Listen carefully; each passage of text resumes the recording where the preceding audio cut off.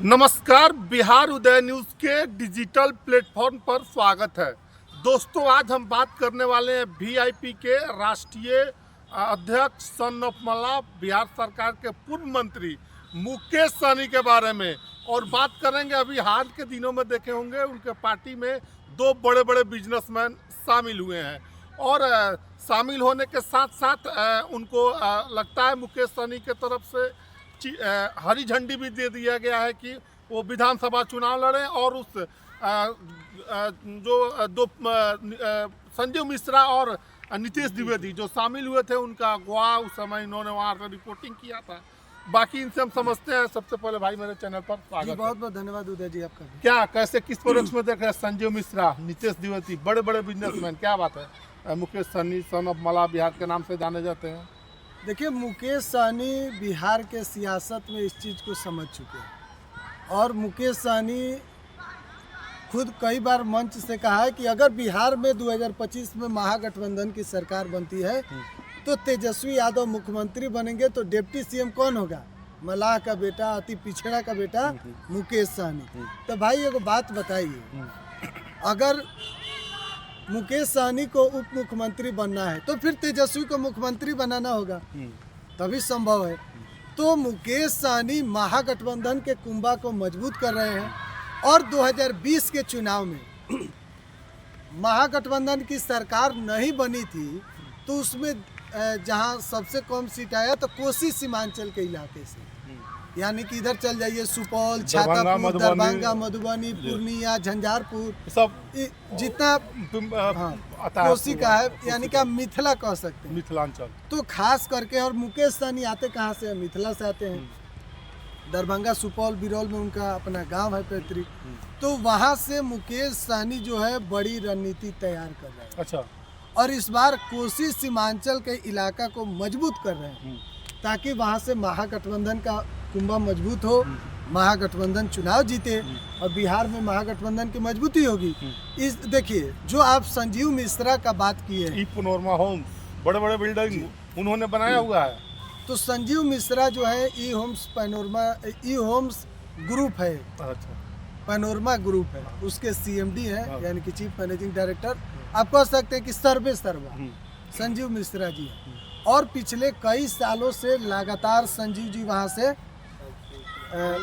चाहे खेल कूद का हो, सांस्कृतिक कार्यक्रम हो, हर तरह के सोशल एक्टिविटी में संजीव मिश्रा शामिल होते हैं, बढ़ चढ़ कर हिस्सा लेते हैं। वहाँ के जो बच्चे हैं उनके लिए वह बेहतर काम करते हैं, समाज सेवा में लगे हुए हैं। तो कोसी सीमांचल के एक बड़ा चेहरा है संजीव मिश्रा, बहुत बड़ा हस्ती है, बिजनेसमैन है।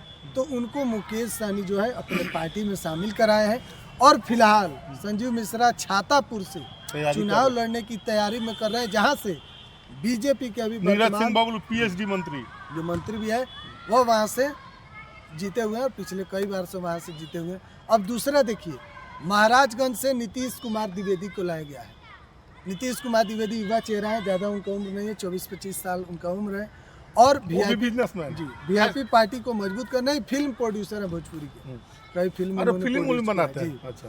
तो संजीव मिश्रा को वहाँ कहाँ से नीतीश द्विवेदी महाराजगंज के हैं। महाराजगंज से लड़ेंगे क्या? वो महाराजगंज के हैं, अभी सीट तय नहीं ना हुआ है उनका। अच्छा। लेकिन संजीव मिश्रा जो छातापुर से आते हैं, उनका तैयारी मुकेश सहनी जो है शायद हरी झंडी दे दिए हैं। और एक और आपको बात बता दे, लेटेस्ट खबर है, हाल ही में आज का खबर है कि मुकेश सहनी ने 7 तारीख को संजीव मिश्रा वीआईपी पार्टी का दामन थामे पटना के मौर्या होटल में, लेकिन संजीव मिश्रा को बड़ी जिम्मेदारी मुकेश सहनी ने दे दिया है। अच्छा जी, पूर्णिया का राष्ट्रीय उपाध्यक्ष संजीव मिश्रा को बना दिया गया। पूर्णिया का राष्ट्रीय वीआईपी के राष्ट्रीय उपाध्यक्ष जो पूर्णिया जोन है वहाँ का बनाया गया है। तो एक बड़ी जिम्मेदारी अब धीरे धीरे मुकेश सहनी दे रहे हैं। इस चीज़ को जान रहे हैं कि संजीव मिश्रा का जो कद है वह बहुत बड़ा है, खास करके कोसी सीमांचल के इलाके सीमांचल में। के इलाके में। पहचान की जरूरत नहीं है, संजीव मिश्रा को हर लेकिन कोई जानता है। ये भी सवाल आ रहा है सोशल मीडिया पर, यूट्यूब पर बहुत सारे में, कि मुकेश सहनी का मन डोल रहा है अंदर अंदर। इस बात में कितनी सच्चाई आपको लगती यानी कि एनडीए के साथ। है? हाँ, नहीं, मुकेश सहनी मन बना लिए हैं कि भैया महागठबंधन के साथ। देखिए क्योंकि एनडीए की तरफ से उनको बार बार अगर आप हमारे साथ होते देखिए, तो मंत्री बन चुके हुए थे केंद्र सरकार में, मंत्री देखिए, का प्रलोभन भी अभी दिया जा रहा है। क्या ऐसा कोई स्टेप ले सकते हैं मुकेश सहनी? देखिए राजनीति में कोई किसी का सागा नहीं होता है। जैसे जिसको जिधर फायदा दिखेगा उधर जाएगा।